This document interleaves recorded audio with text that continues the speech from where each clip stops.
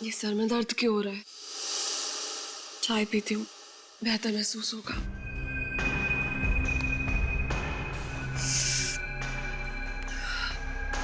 रामू, चाय बनी क्या? जी मैडम, अभी लाता हूँ।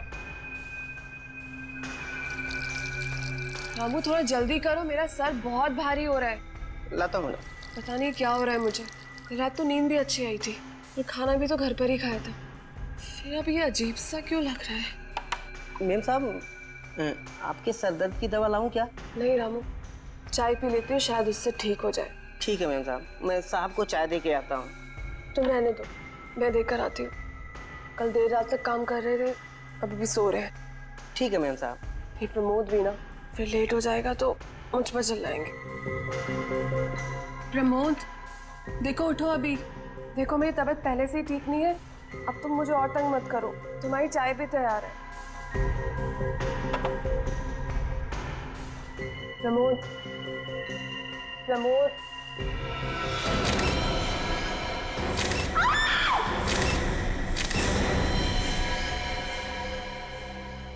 कैसे हो गया ये सब? मैम साहब, अपने आप को संभालिए, होनी को कौन टाल सकता है मैम साहब। लगता है काफी करीब से गोली मारी गई है छाती पे। और गोली लगते ही इसकी मौत हो गई, क्योंकि बेड से उतरने की भी कोशिश की हो, ऐसा देख के लगता तो नहीं है। कोई हाथापाई के निशान नहीं है। ऐसा लगता है कि जब खूनी ने गोली मारी तब ये गहरी नींद में सोए हुए थे। तुम इस घर के नौकर हो रामू? जी साहब। यहीं रहते हो? नहीं साहब, पास वाली बस्ती में रहता हूँ साहब। सुबह 7 बजे आता हूँ, घर का काम करता हूँ साहब, खाना बनाता हूँ और रात को 7 बजे चला जाता हूँ। अंदर कैसे आए तुम? साहब, मेरे पास घर की डुप्लीकेट चाबी है जो मेम साहब ने मुझे बना के दी है। उसी से साहब मैं दरवाजा खोल के अंदर आता हूँ, क्योंकि कभी कभी साहब और मेम साहब देर से उठते हैं। तो तुम्हारे पास इस घर की डुप्लीकेट चाबी भी है? जी साहब। तो जब तुम घर के अंदर दाखिल हुए तो कुछ अजीब दिखा घर के अंदर, या फिर घर के बाहर किसी को देखा जो गड़बड़ लगा हो? नहीं साहब, कल 7:30 बजे काम करके मैं चला गया था साहब। साहब और मेम साहब दोनों लोग टीवी पे फिल्म देख रहे थे और जब मैं सुबह आया तो साहब और मेम साहब दोनों लोग सो रहे थे साहब, और मैं रसोई में चला गया काम करने के लिए। सर, हाँ? यहाँ पे तो कुछ नहीं है। कुछ नहीं है, पूरी घर की तलाशी लेते हैं, चलो।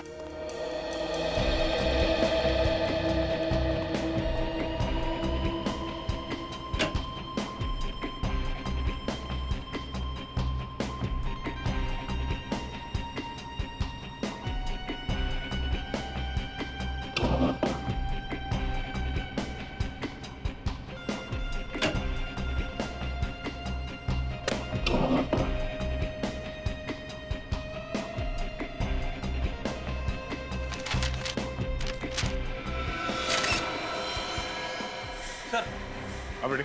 स्टडी रूम में से गन मिली है। गोली चली है? साहब, इस बंदूक के बारे में मैं कुछ नहीं जानता हूँ साहब। मैं बेकसूर हूँ साहब, मैं बहुत ईमानदार हूँ साहब, मैंने कुछ नहीं किया साहब। ये लो, हमने तो तुमसे कुछ पूछा ही नहीं और तुम खुद ब खुद बोल पड़े। अब तो हमारा शक यकीन पे बदल गया है। प्रमोद जी का खून तुम्ही ने किया है। नहीं साहब, मैंने कुछ नहीं किया साहब। सुरेखा जी, आपका क्या कहना है इस गन के बारे में? सुरेखा जी, मैं आपसे पूछ रहा हूँ, आपने गोली चलने की आवाज सुनी थी? नहीं, मैंने कोई आवाज नहीं सुनी। और ये गन कहाँ से आई मुझे ये भी नहीं मालूम। जिस कमरे में आप सो रही थी उसी कमरे में आपके पति प्रमोद की गोली मार के हत्या हुई और आपने गोली चलने की आवाज नहीं सुनी है? सर, वॉशिंग मशीन के अंदर ये खून से सने हुए कपड़े मिले। इस कपड़े को तो पहचानती हैं आप? हाँ, ये तो मेरी नाइट ड्रेस है, लेकिन इस पे खून कहाँ से आया? आप जवाब दीजिए, इसमें खून कहां से आया? मुझे नहीं पता इस पे खून कहाँ से आया। सुरेखा जी, आप झूठ बोल रही हैं। मैं आपसे झूठ क्यों बोलूंगी? क्योंकि आपने अपने पति प्रमोद का खून किया है। मैं क्यों अपने पति को मारूंगी? मैं तो उनसे बहुत प्यार करती थी। झूठ। मैं झूठ नहीं बोल रही हूँ, मैंने कुछ नहीं किया। मैं बिल्कुल निर्दोष हूँ, मेरी बात का यकीन कीजिए। कैसे मान ले कि आप निर्दोष हैं? जिस कमरे में आप सोई थी उसी कमरे में आपके पति का खून हो गया। आपने गोली चलने की आवाज नहीं सुनी। आपको यह तक नहीं पता कि आपके पति की मौत कब हुई है? मेम साहब सच बोल रही साहब। चुप। कब से काम कर रहे हो तुम यहाँ? 3 साल से साहब। और मेम साहब को और साहब को मैंने कभी भी झगड़ते हुए नहीं देखा साहब। झगड़ते नहीं देखा इसका मतलब ये नहीं कि आपकी मेम साहब खून नहीं कर सकती। सुरेखा जी, आप इन्हें अपने पति का खून किया है और जो कुछ भी हुआ है आप साफ साफ बताइए हमें। मैं बिल्कुल निर्दोष हूँ। मैंने इनका खून नहीं किया है। मैं निर्दोष हूँ। निर्दोष। मेम साहब ये क्या? ये वाकई बेहोश हो गई है या बेहोश होने का नाटक कर रही है? एक काम करो, इन्हें अस्पताल लेके जाओ। सारे सबूत और प्रमोद की लाश को फॉरेंसिक लैब भिजवा दो। मेरा शक एकदम सही निकला। ये गोली जो प्रमोद के शरीर में से मिली है, ये इस पिस्टल से चली है और इस पिस्टल पर सुरेखा की उंगलियों के निशान है। क्या? सुरेखा के? और इस नाइट ड्रेस पे जो खून लगा है वो किसका है? ये खून भी प्रमोद का ही है। अच्छा, इसकी मौत कितने बजे हुई थी? रात तकरीबन 1 से 1:30 बजे के बीच। मतलब प्रमोद का खून सुरेखा नहीं किया है? लग तो कुछ ऐसे ही रहा है। हॉस्पिटल चलकर इस सुरेखा से मिलना पड़ेगा। सर, सारे सबूत सुरेखा की तरफ इशारा कर रहे हैं। मुझे तो लगता है उसने बेहोश होने का नाटक भी किया है।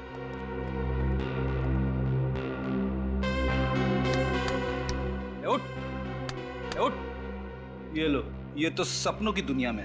इसे अभी हकीकत की दुनिया में ले आते हैं। उठो, उठो। ड्यूटी पर सोने का पगार मिलता है क्या तुम्हें? नहीं सर, इसे तो सपने देखने का पगार मिलता है। क्या है, आप लोगों को हॉस्पिटल में रात को चेकिंग करने का पगार मिलता है? एक तो चोरी, ऊपर से सीना चोरी। हाँ? चोरी? कौन सी चोरी? मैंने कौन सी चोरी की? काम चोरी की है तुमने। जाओ ना, क्यों दिमाग खराब करते हो? वैसे भी पेशेंट को मिलने का टाइम खत्म हो गया। चलो कल 5 से 7 के बीच में आना। चलो, good night. Good morning. CID? Surekha ji इसी कमरे में है? जी सर।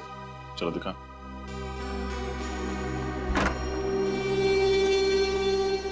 बेड तो खाली। सुरेखा कहाँ? रात को 11 बजे चेकिंग के समय तो मेम साहब कमरे में थी। अचानक किधर गायब हो गई? जो सवाल हमें तुमसे पूछना चाहिए वही सवाल तुम हमसे पूछ रहे हो। सर, हमें इस पूरे हॉस्पिटल की अच्छी तरीके से छानबीन करनी पड़ेगी। आने के छानबीन तो करनी होगी। पूरा हॉस्पिटल छान मारो। देखो सुरेखा कहाँ?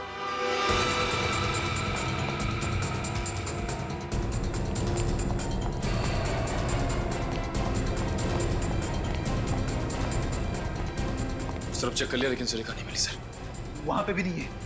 कैसे हो गया ऐसे? कहाँ है सुरेखा? साहब मुझे कुछ नहीं पता साहब, मैं तो यहीं पर बैठा था। बैठे हुए नहीं थे, सोए हुए थे। ये कपड़े देखे तुमने? ऐसे ही कपड़े हॉस्पिटल में हर मरीज को दिए जाते हैं। हाँ सर।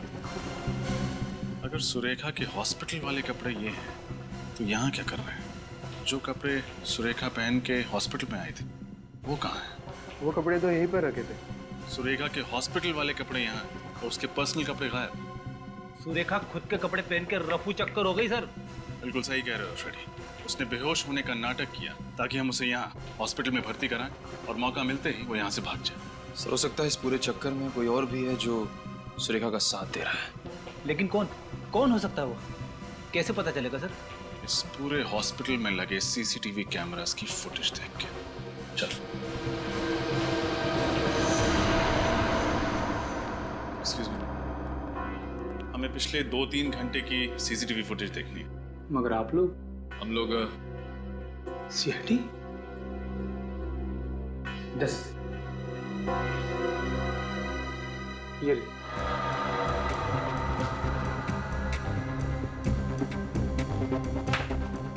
ये रही सुरेखा, मगर इसके हाथ में तो खुद के कपड़े हैं। और ये ऐसे चल रही जैसे इसमें कोई जान ही नहीं है। शायद इस कमरे के अंदर वो कपड़े बदलने गई। मगर ये काम तो वो अपने कमरे में भी कर सकती थी ना। हाँ फ्रेडी, यही तो मैं सोच रहा हूँ।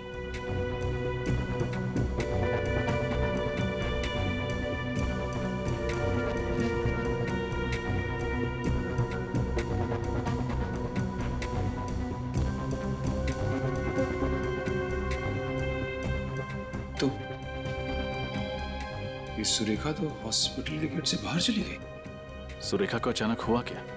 और हॉस्पिटल से निकल के वो गई कहाँ? पता नहीं किसकी नजर लग गई हमारी बेटी की खुशियों पर। उसका तो हंसता खेलता परिवार उजड़ गया। आप चिंता मत कीजिए माँ, भगवान पर भरोसा रखिए, सब ठीक हो जाए। इस वक्त कौन आ गया होगा, मैं देखती हूँ।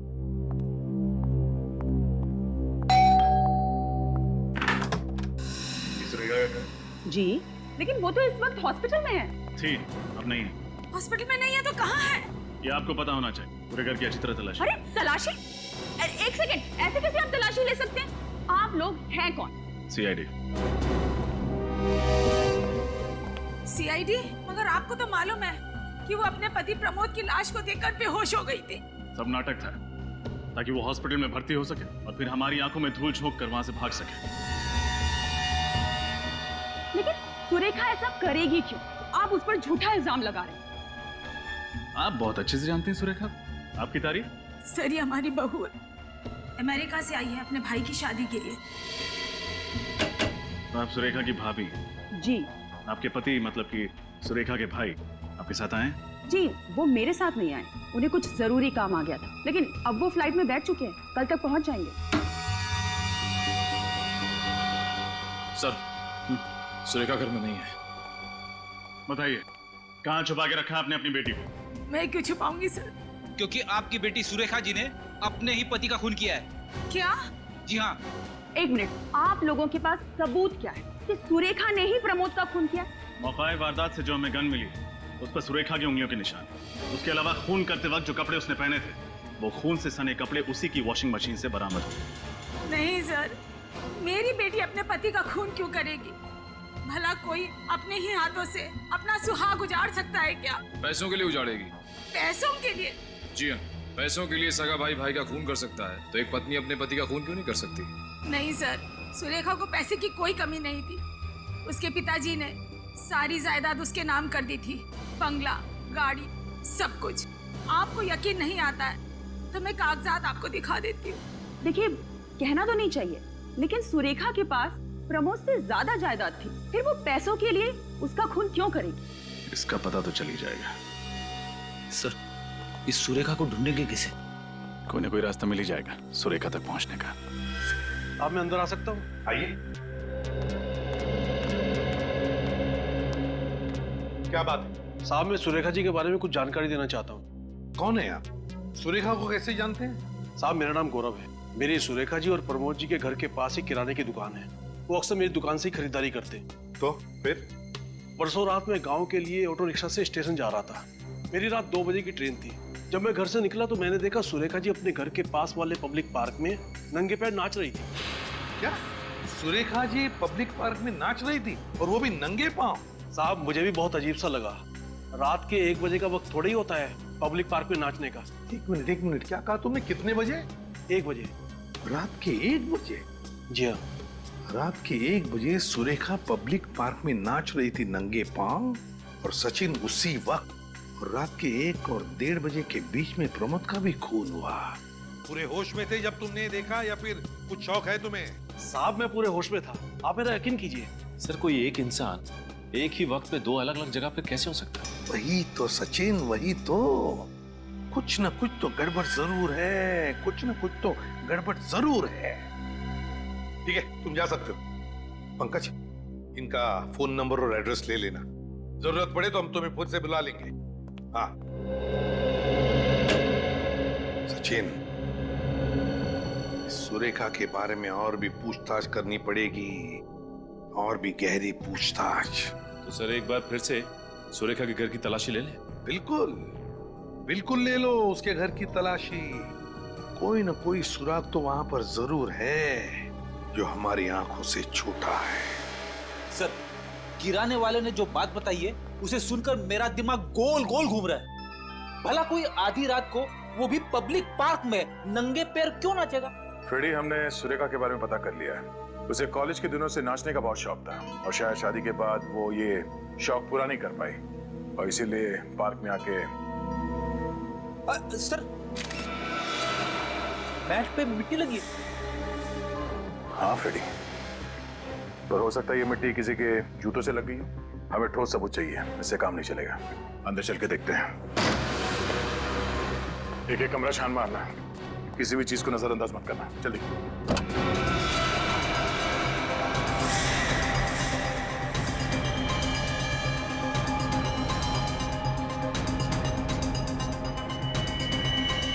काला सलवार, सलवार में मिट्टी भी लगी हुई है। डॉक्टर सालुंके के हिसाब से प्रमोद की मौत रात 1 बजे के करीब हुई थी। और एक इंसान एक ही समय पे 2 जगहों पे कैसे हो सकता है?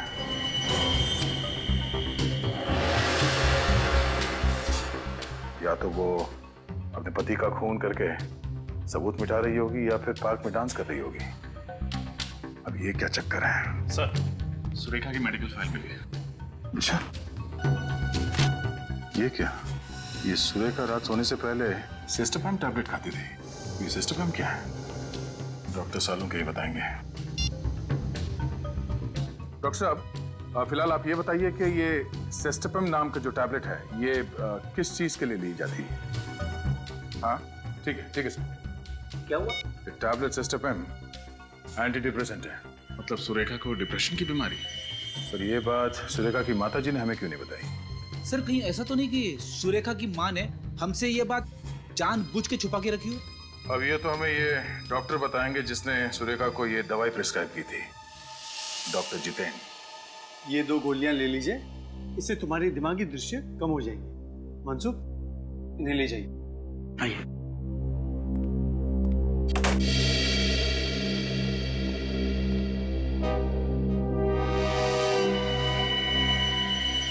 आप लोग अंदर कैसे आ गए? अपॉइंटमेंट ली? सॉरी आपको परेशान करने के लिए। दरअसल आपसे बहुत जरूरी काम था, इसलिए बिना अपॉइंटमेंट ही अंदर चले आए। कौन है आप लोग? मुझसे क्या चाहते हैं? हम लोग CID से। हमें आपकी पेशेंट सुरेखा के बारे में कुछ जानकारी चाहिए। सुरेखा? पूछिए, क्या पूछना है?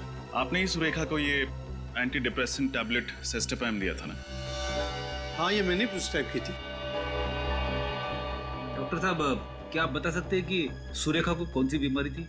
देखिए, मैं एक साइकियाट्रिस्ट हूँ और साइकियाट्रिस्ट होने के नाते मैं अपने किसी भी मरीज के बारे में किसी को भी कुछ बताना उचित नहीं समझता।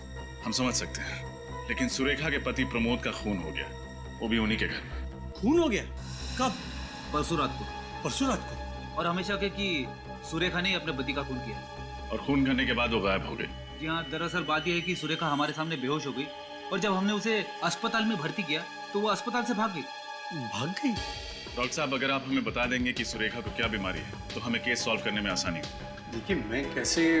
देखिए प्लीज, आप बताएंगे आपने उसे ये एंटी डिप्रेसेंट क्यों दी थी? क्या उसे किसी किस्म का डिप्रेशन था? जी, सुरेखा को डिप्रेशन नहीं था। सुरेखा को दरअसल नींद में चलने की बीमारी थी। नींद में चलने की बीमारी? जी। सर कहीं ऐसा तो नहीं कि सुरेखा ने नींद में ही अपने पति का खून कर दिया? डॉक्टर साहब, नींद में चलने वाला आदमी नींद में खून कर सकता है? वेल, हाँ भी और ना भी। मतलब क्या सुरेखा ने इससे पहले भी नींद में कोई अजीब सी हरकत की थी? प्रमोद ने मुझसे कहा था कि एक बार रात को वो जब उठा तो सुरेखा बिस्तर पे नहीं थी। पूरा घर छान मारने के बाद उसने देखा सुरेखा घर पर भी नहीं थी। फिर वो जब उसे ढूंढने के लिए बाहर निकले तो उसने देखा कि सुरेखा पब्लिक पार्क में नंगे पांव नाच रही थी। पब्लिक पार्क में नाच रही थी? जी। इसका मतलब सर किराने वाला सच बोल रहा था? उसे बचपन से नाचने का शौक भी तो था। ये मुमकिन है, क्योंकि इंसान अपने कॉन्शियस यानी सचेतन अवस्था में जो चीज पसंद करता है वही चीज वो अपने सबकॉन्शियस यानी अर्ध चेतन अवस्था में करता है, भले वो नींद में क्यों ना हो। लेकिन डॉक्टर साहब, नींद में कोई किसी का खून कर सकता है? वेल, इस संभावना को नकारना नहीं जा सकता, क्योंकि कुछ साल पहले अमेरिका में एक ऐसा केस हुआ था जहाँ पे एक आदमी ने अपने भाई का खून कर लिया और कोर्ट में यह साबित हुआ कि वो अपने भाई से बेहद नफरत करता था। इसलिए उसने अपने भाई को अपने सबकॉन्शियस यानी अर्ध चेतन अवस्था में मार डाला। लेकिन सर, सुरेखा की बातों से तो ऐसा लग रहा था कि वो अपने पति से बहुत प्यार करती थी। समझ में नहीं आ रहा। डॉक्टर साहब, जहां तक मुझे पता है अर्ध चेतन अवस्था में कोई आदमी चीजों को छुपाएगा नहीं। Am I right? ठीक कह रहे हैं आप। अजीब बात है, हमें गन मिली कचरे के डब्बे में बहुत सारे कागजों के नीचे छुपाई हुई, और खून से सना हुआ नाइट ड्रेस में वो भी वॉशिंग मशीन के अंदर बहुत सारे कपड़ों के नीचे छुपाया हुआ। और सर, किराने वाले के हिसाब से तो जब प्रमोद का खून हुआ तब तो सुरेखा पब्लिक पार्क में नाच रही थी। वही तो, एक ही आदमी एक ही समय पर दो जगह पर कैसे हो सकता है? अजीब चक्कर है। कोई ऐसा तो नहीं कि सुरेखा की इस बीमारी का कोई और ही फायदा उठा रहा है? हो सकता है, और अगर ऐसा है तो हमें जल्द से जल्द सुरेखा को ढूंढना होगा, क्योंकि अब उसकी जान को खतरा हो सकता है। सर, हाँ सर, उस रात जब सुरेखा जी हॉस्पिटल से गायब हुई थी तो इस रिक्शा वाले ने उन्हें देखा था। तुमने सुरेखा को देखा था? जी साहब, और वो मैडम बड़ी अजीब तरीके से चल रही थी। अजीब तरीके से मतलब? मतलब खोई खोई हुई लग रही थी। खोई हुई सी लग रही थी? जी हाँ, और एक बात और, एक आदमी उनका पीछा भी कर रहा था। एक आदमी उसका पीछा कर रहा था? जी हाँ। तो क्या तुमने उस आदमी को देखा है? जी। तो उसकी शक्ल बनवा सकते हो, स्केच? जी हाँ, बिल्कुल बनवा सकता हूँ। वो आदमी ऐसे ही दिखता है? जी हाँ, बिल्कुल ऐसा ही दिख रहा था। नहीं, दीजिए।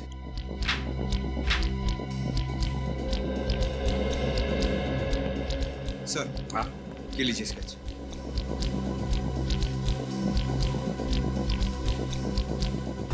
अच्छा, तो ये है वो आदमी जो सुरेखा का पीछा कर रहा था। रेडी? क्या हुआ? कुछ नहीं सर।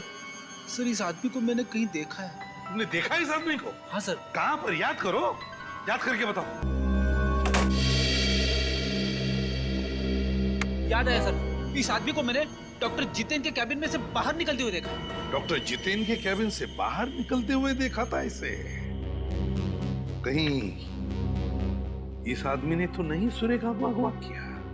डॉक्टर जितेन के पास जाकर पूछताछ करो, पता लगाओ इस आदमी के बारे में। आप लोग फिर से?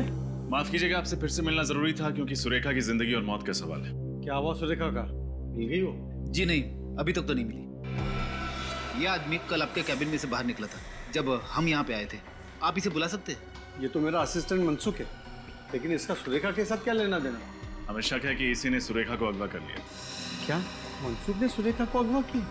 हाँ, मनसुख आपकी क्लिनिक में कहीं दिख नहीं रहा। आज काम पे नहीं आया क्या? नहीं, वो सुबह उसका फोन आया था और कह रहा था कि उसकी माँ की तबीयत अचानक खराब हुई है, इसलिए 3-4 दिनों तक नहीं आएगा। लगता है हमारा शक सही निकला है। मनसुख के घर का पता मिलेगा? हॉस्पिटल वालों ने जो मनसुख का एड्रेस दिया था यही है ना? हाँ सर। लेकिन मुझे लगता नहीं कि मनसुख को हमें देख के खुशी होगी। हमें देख के किसे खुशी होती है? मुझे मायूस हो जाता है, क्योंकि जानता है कि उसका वक्त पूरा हो गया।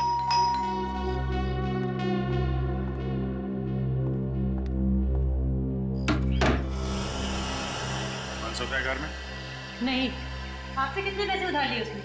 अरे वाह, इतनी ईमानदारी, वो भी आज के जमाने में। कमाल है। ईमानदारी नहीं सर, मजबूरी कहिए इसे। कैसी मजबूरी? वैसे आप लोग कौन हो? सीआईडी। सीआईडी? सीआईडी से भी मनसुख ने उधार ले लिया। सीआईडी को उल्लू बना के पैसे निकालना मुश्किल ही नहीं, नामुमकिन है। वैसे हम लोग पैसे मांगने नहीं, मनसुख के बारे में पूछताछ करने आए। पूछताछ करें?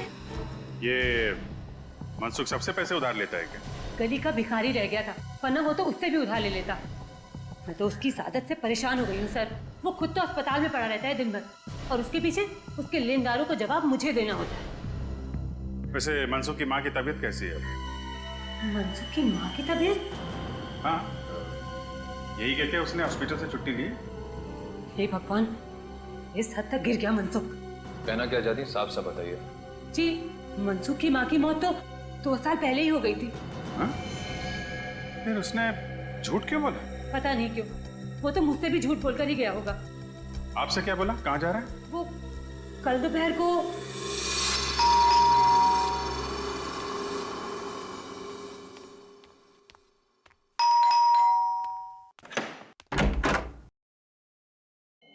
आ गए तुम? कब सुधरोगे तुम? मैं कुछ कह रही हूँ। अरे कुछ बोलते क्यों नहीं हो? और ये तुम्हारे हाथ में क्या है? अरे छोड़ो तो यहाँ छोड़ो।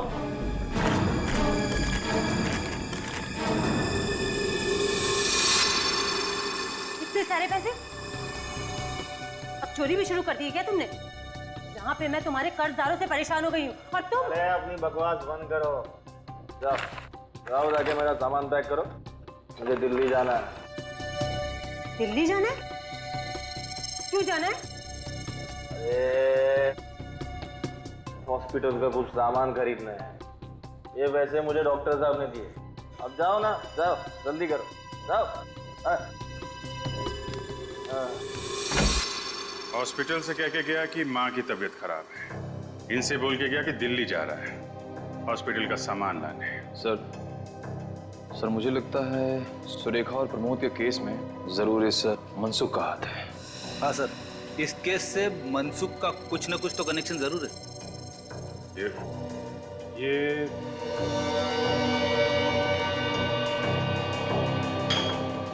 शराब की बोतलें, इस मनसुख को शराब पीने की आदत है क्या?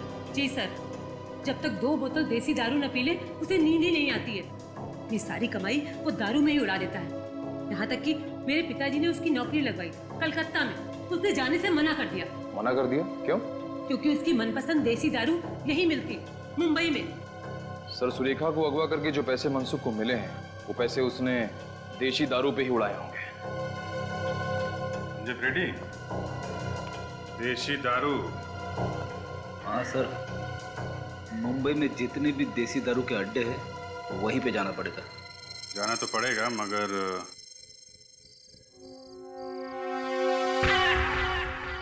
गुड।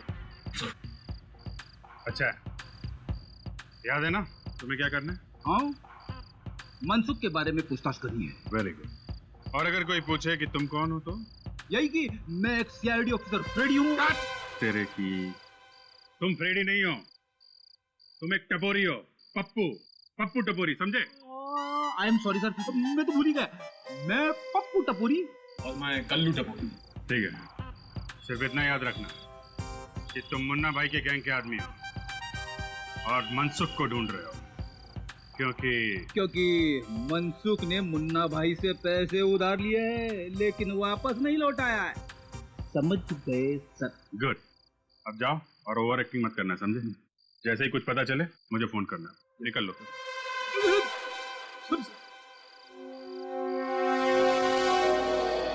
आई सुन, इस अंदर को पहचानता है? भाई साहब, इसे देखा है क्या? ये अपन के एरिया का नहीं है। ध्यान से देख, पहचानेगा तो माल मिलेगा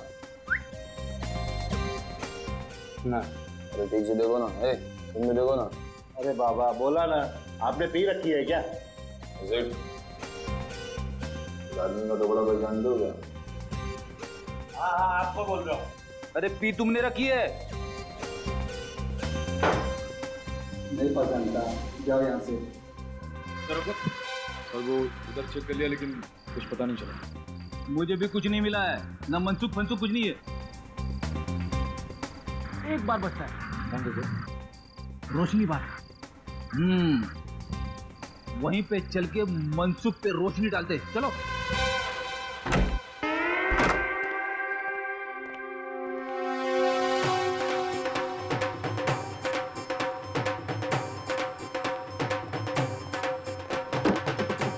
अरे फटाफट बोल, क्या चाहिए? मौसमी, नारंगी, अंगूरी?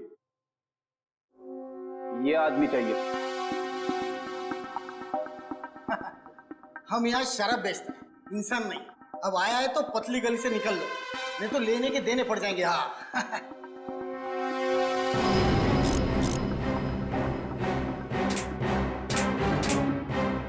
एक गोली शरीर के अंदर जाएगा और तुम 4 कंधे पे इधर से बाहर जाएगा। कौन है आप लोग? अपन पप्पू टपोरी और ये कल्लू टपोरी, मुन्ना भाई के पंटर है दोनों। मुन्ना भाई? पहली बार नाम सुना है मैंने। बड़ा डेंजर आदमी है, लोग उसका नाम लेने से डरते हैं। कोई उसका नाम लेगा नहीं तो तुम सुनेगा कैसे? अच्छा अच्छा, ऐसा है क्या? अब चल फटाफट बता, मनसुख पिछले 10 घंटे में इधर आया था कि नहीं आया था? देख, उसने मुन्ना भाई से पैसे उधार लिए और फिर गायब हो गया, समझा? देख, अगर तुम अपन को बताएगा कि मनसुख किस कोने में गिरा पड़ा है तो अपन तेरे को मालामाल कर देगा। सचमुच? तुम अपन को इनाम देगा तो अपन तुम्हारा काम क्यों नहीं करेगा? फटाफट बता, मनसुख किधर है? कल रात को मनसुख इधर आया था। हाँ, फुल टू दारू पिया और रहने के लिए कमरा मांगा। अपन ने सिर्फ 500 रुपए में उसको पीछे वाला खोली दिया सोने के वास्ते। अब चल फटाफट दिखा उसका खोली किधर है। अपना धंधे का टाइम है ना, अपन अभी नहीं आ सकता है।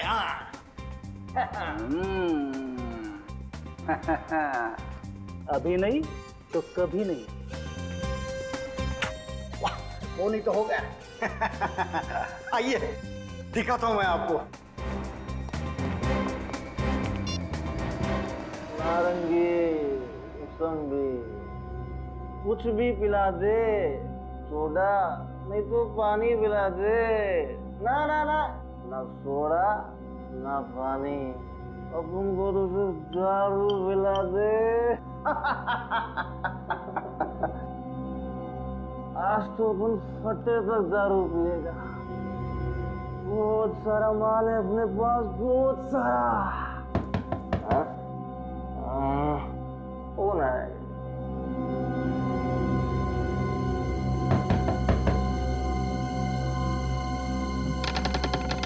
अरे जेठ, तुम जियो हजारों साल।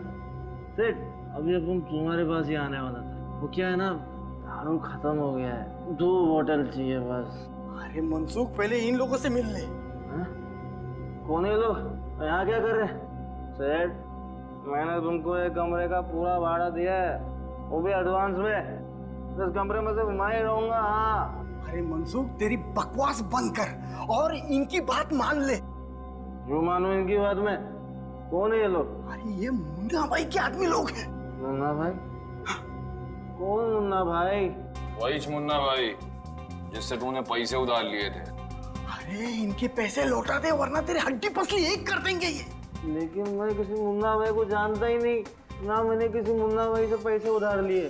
देखिए, आप लोगों को कोई गलतफहमी हुई है, आप लोग जाइए। आप जाएंगे, लेकिन पहले तुझे साथ लेके जाएंगे सीआईडी ब्यूरो। सीआईडी? आप लोग सीआईडी से? हे भगवान, कहाँ फंस गया मैं?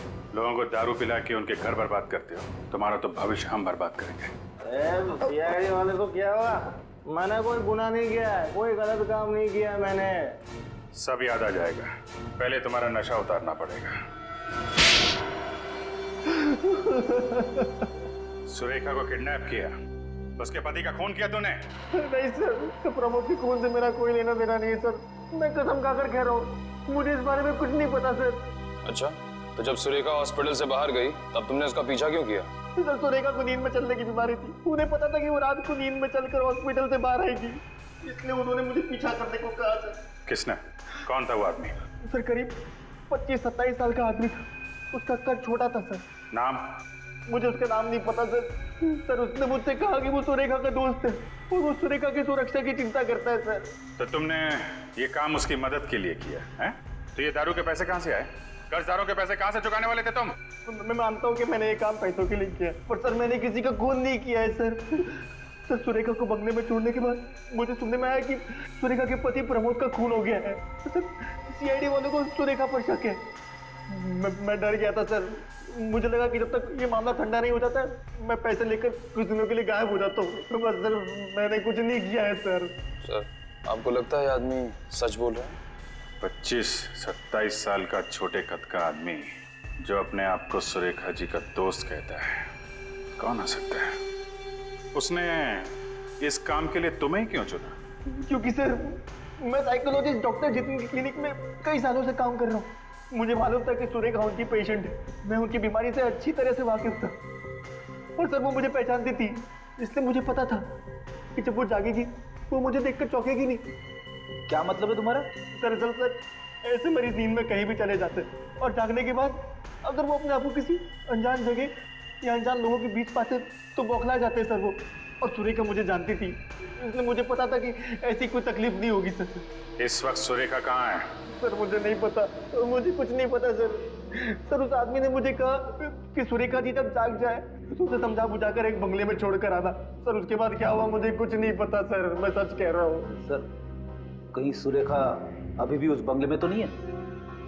कहाँ है वो बंगलो जहाँ तुमने सुरेखा को छोड़ा था?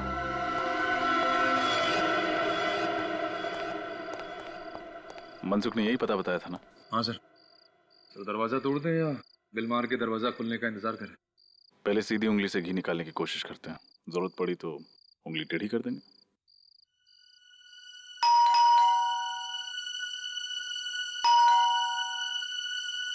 दरवाजा तो खुल नहीं रहा, उंगली टेढ़ी करे। लेकिन दरवाजा तोड़ेंगे नहीं, कोई और रास्ता ढूंढते हैं अंदर घुसने का।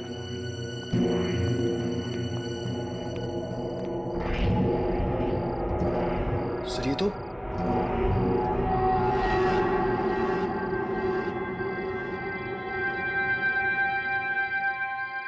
सुरेखा है। इसने तो हेडफोन लगा रखा। हाँ, ये कर क्या रही?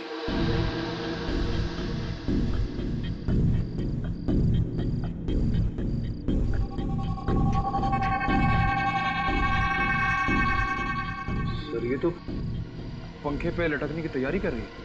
अंदर चलो। सुरेखा, सुरेखा उठो। ठीक है, पानी लो। मैं सुरेखा हूँ। मैं गले में फांसी का फंदा डालकर आत्महत्या करना चाहती हूँ।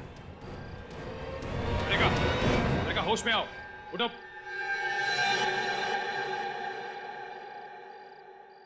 ये मैं क्या कर रही थी? आप फांसी लगाने जा रही थी। फांसी? जी हाँ, इस हेडफोन्स के जरिए आपको सम्मोहित किया जा रहा था। सम्मोहित? मैं सुरेखा हूँ। मैं गले में फांसी का फंदा डालकर आत्महत्या करना चाहती हूँ। मगर सर, ये आवाज तो सुरेखा की नहीं है, किसी और लड़की की है। हो सकता है ये जो कोई भी लड़की है, वे नहीं चाहती कि सुरेखा जिंदा रहे और उसी ने इनके पति प्रमोद का खून किया। हो सकता है। ये सब क्या हो रहा है मेरे साथ? मुझे कुछ समझ में नहीं आ रहा। अब घबराइए मत, हम इस सब की तह तक पहुंचे। मगर सर, हमें पता कैसे चलेगा कि इस सब के पीछे कौन है? इसी जगह पर खूनी का इंतजार करके, क्योंकि जिस लड़की की भी आवाज इस हेडफोन से आ रही वो यहाँ वापस जरूर आएगी। ये देखने की सुरेखा जिंदा है या फिर मर गई है।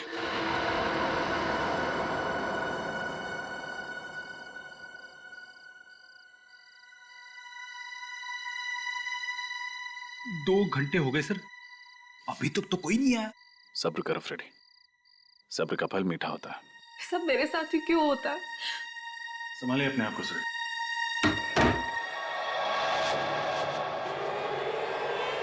माय गॉड, यहाँ पर तो सिर्फ रस्सी है। सुरेखा कहाँ गई? सुरेखा पहुंच गई। सुरेखा यही है, जिंदा है। तुम लोगों का पर्दाफाश हो चुका है। कौन है आप लोग? हम लोग सीआईडी से। सीआईडी? कहाँ भाग रहे हो? कमर में दर्द हो जाएगा। कौन है आप लोग? बोलिए। और मुझे मारना क्यों चाहते थे? क्या आप इन्हें नहीं जानती? जी नहीं, मैं इनसे पहली बार मिल रही हूँ। और तो फिर ये लोग आपको क्यों मारना चाहते? इस बात का जवाब तो यही दोनों देंगे। क्यों मारना चाहते हो तुम सुरेखा को? हमने ये सब उसके कहने पे किया था। किसके कहने? जिसका ये प्लान था। किसका प्लान था? कुछ समझ नहीं आ रहा है माँ, हो क्या रहा है? मेरी भी कुछ समझ में नहीं आ रहा कि ये सब क्या हो रहा है। माँ, सुरेखा दीदी और प्रमोद जीजू का आपसी रिश्ता कैसा था? मतलब उनके बीच में कोई तनाव या झगड़ा हो रहा हो, या फिर जीजू का किसी और लड़की के साथ अफेयर हो और ये बात दीदी को पता चल गई हो, दीदी ने गुस्से में आकर उन्होंने जीजू का खून कर दिया हो। शर्म आनी चाहिए तुम्हें अपनी बहन के बारे में ऐसे बोलते हुए। तुम अपनी बहन के बारे में ऐसे सोच भी कैसे सकते हो? बस बस बस माँ, बस कीजिए। आपको भी सुरेखा पर ही शक है? शक नहीं है, लेकिन सारे सबूत उन्हीं की तरफ इशारा कर रहे हैं और सीआईडी को भी यही लगता है। मैं देखता हूँ।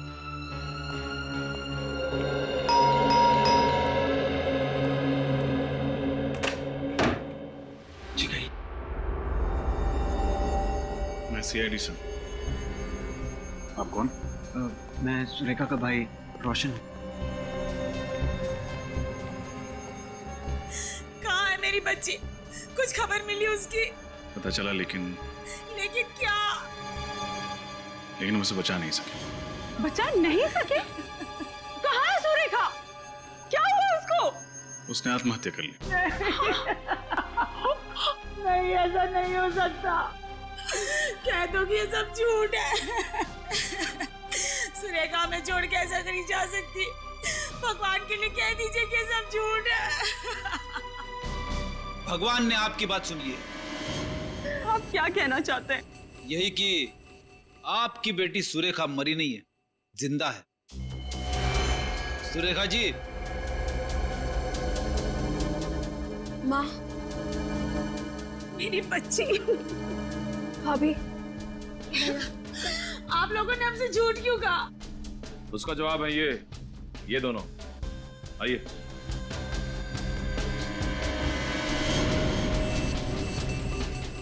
भैया, माफ करना दीदी।